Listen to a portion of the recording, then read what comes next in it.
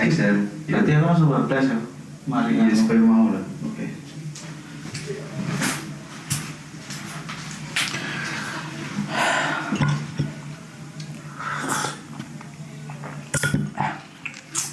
Waktunya bercerita. Oke, jadi waktunya bercerita adalah segmen terbaru dari Ludruk Milenial, yang dimana kita akan membahas seputar banyak hal. Dan untuk kali ini, karena ini episode pertama, jadi kita akan membahas sesuatu yang menarik, yaitu sejarah. Sejarah nih. Menengok cucukmu. Membahas sejarah ini sangat menarik sebenarnya untuk beberapa orang, tapi ya. Tapi kalau dipikir-pikir sih, sejarah emang nggak bisa lepas dari kita ya, karena udah terbangun begitu lama, jadi emang kita nggak bisa lepas begitu aja. Apalagi di generasi muda seperti sekarang kan banyak hal yang menganggap bahwa sejarah ini kan kuno, kayak gak masuk blas pokoknya. Nah, dari sini kita akan mencoba memperkenalkan bahwa sejarah ini juga menarik loh untuk dibahas dan bisa didiskusikan pastinya.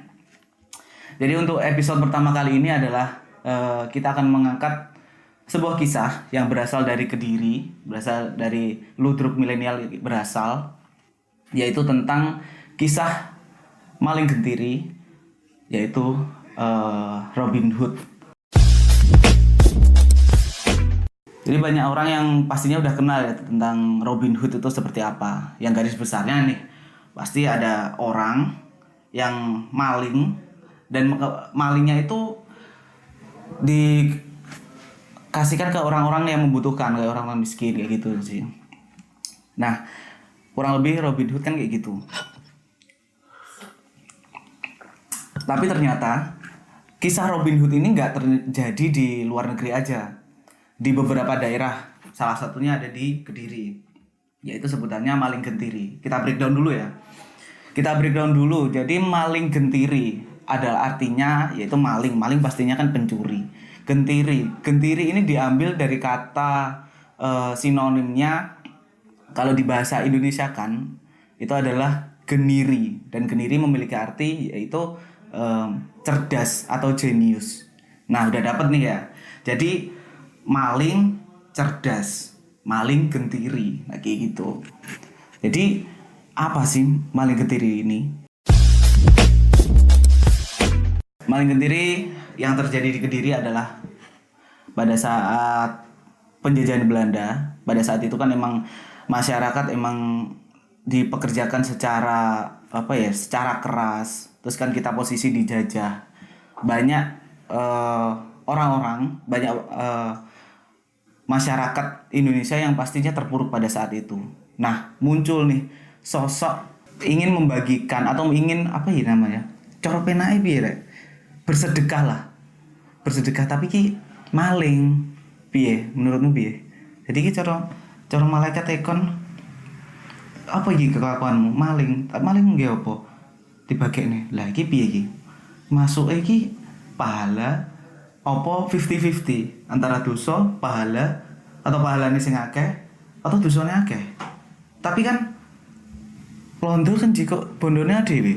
Terus dijiko neh adewe, menang-menang. Terus piye? Piye iki nae? Oke. Jadi awal kisah ini terjadi pada penjajahan Belanda, dan sosok yang disebut maling gentiri yaitu Mbah Boncolono, kita sebut lebih simpelnya.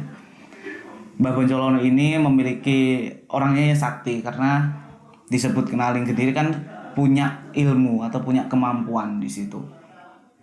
Jadi analoginya pada malam hari ketika orang-orang warga Belanda ini tidur, Mbah Boncolono ini keliling misalkan ke daerah penyimpanan beras atau tempat orang-orang kayak menir-menirnya Belanda gitu yang punya harta banyak.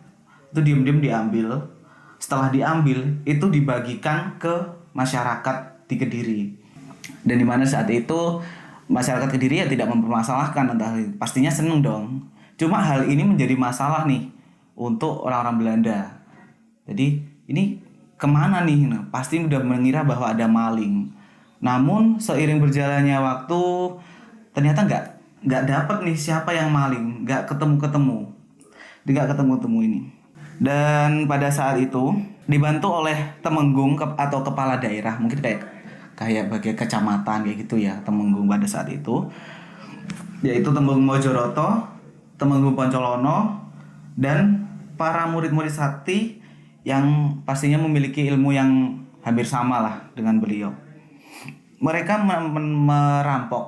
merampok tempat-tempat menir, terus kayak lumbung-lumbung padi kayak gitu sih, hasil penjarahan-penjarahan seperti itu. Mereka diam-diam ngambil, terus dibagikan lagi ke masyarakat, dan itu pun secara diam-diam. Namun seiring berjalannya waktu, akhirnya Mbah Bonjolono ini ketahuan, dan saktinya nih, kan tadi udah bilang bahwa dia itu sakti. Karena dia sakti, yaitu ilmunya adalah ilmu Pancasona.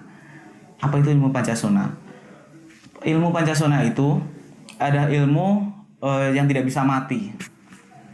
Jadi ada satu syarat untuk bisa mati, tapi pada saat itu dari pihak Belanda masih belum tahu nih. Belum tahu. Jadi ilmu ini sebenarnya ada atau tidak itu sepertinya tidak tahu. Cuma eksistensi Mbah Bonjolono untuk berkarya apa ya namanya ya, kasarannya sih kayak nyambut gawe lah beramal sosialisasi pada saat itu akhirnya ketahuan nih sama pihak Belanda ketahuan, akhirnya ditangkap, dan pada saat itu dieksekusi langsung, ditembak mati dan sudah dikubur, dan dipastikan udah dikubur nih. Namun beberapa hari selanjutnya atau besoknya bahkan pencurian terjadi lagi. Nih Belanda malah jadi tambah bingung nih. Ini apaan nih? Kenapa nih? Padahal pelakunya udah ditembak dan itu dipastikan udah meninggal pada saat itu. Dan seiring berjalannya waktu itu terjadi terus, berulang. Akhirnya, aduh ini gimana? Akhirnya Belanda tuh pun bingung, kayak geram gitu loh. Ini gimana? Ini udah kita tangkap dan beberapa kali sudah ditangkap. Besoknya ditangkap lagi, ditembak, ditangkap lagi, bahkan dipenggal. Tapi besoknya tetap aja kayak bangun lagi, pencurian lagi, dan terus terjadi seperti itu. Pada saat itu dengan kesaktiannya, Mbah Bonjolono ini semakin membuat geram pastinya untuk pihak Belanda. Dan akhirnya nih, ini nih, jadi yang bangsarnya nih seperti ini. Jadi misalkan nih analogi, lu udah berjuang nih buat orang banyak nih, tapi lu kan tadi kan udah ada murid dan teman-teman dekat yang bantuin. Nah ternyata ada temennya si Mbah Bonjolono ini yang apa ya, yang cepu lah kalau saat ini. Makanya lu tuh awas lo, cepu nggak punya temen lu, bangsat kayak gitu. Nah cepunya itu seperti apa? Pihak Belanda menawarkan upeti yang besar untuk siapa yang bisa membunuh atau mengetahui rahasianya Mbah Bonjolono ini. Nah jadi ada dua temennya nih yang cepuin Mbah Bonjolono ke pihak Belanda bahwa ternyata punya ilmu seperti ini, punya ilmu ajian Pancasona, dan dibilangkan ke Belanda, dan sekalian dibilangi bahwa ini loh kelemahannya, dan kelemahannya dari ilmu ini kan tadi kan udah gak bisa mati, terus gimana nih, matinya gimana terusan? Ternyata kelemahannya adalah ketika kondisi sudah meninggal, entah itu ditembak atau seperti apapun, ketika menyentuh tanah besoknya bisa hidup lagi. Jadi ketika percuma kayak setelah ditembak atau dipenggal ternyata dikubur di tanah, selama menyentuh tanah beliau akan bangkit lagi. Nah itu udah poinnya nih, udah dapat ya. Jadi solusinya adalah memenggal bagian tubuh dari Mbah Bonjolono ini. Setelah menguburnya, pertama ada opsi untuk digantung. Kalau tidak langsung dipecah badannya, dan itu harus melewati sungai, dan sungai yang dilewati adalah karena Kediri dilewati Sungai Brantas ya, jadi dilewatlah Sungai Brantas seperti itu. Jadi ada kepalanya misalkan di daerah timur Sungai Brantas, habis itu badannya ada di barat Sungai Brantas kayak gitu. Jadi selama badannya terpisah dan menyentuh tanah, itu akan bangkit lagi Mbah Boncolono, nggak akan bisa mati. Seperti itu. Nah, rahasia besar itu dari ajian Mbah Boncolono disampaikanlah kepada pihak Belanda. Dan akhirnya suatu hari Mbah Boncolono ditangkap dan mengikuti metode yang dianjurkan oleh temennya yang cepu, yang bangsat ini tadi. Lu bayang nih, lu udah bantu, udah gila-gilaan bantu, udah buat masyarakat luas, masyarakat gak masalah. Yang masalah temen lu, yang anjing temen lu malah.